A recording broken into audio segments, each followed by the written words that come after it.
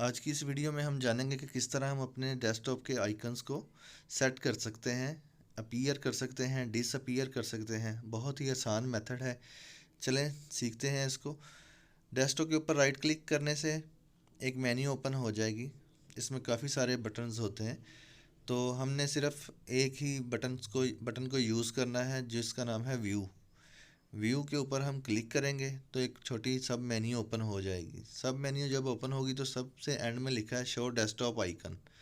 यहाँ पर हम क्लिक करेंगे तो हमारे आइकन्स जो है वो हमें शो होना शुरू हो जाएंगे।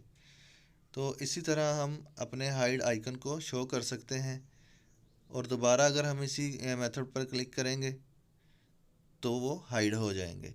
तो हम अपने आइकन्स को हाइड और अनहाइड कर सकते हैं।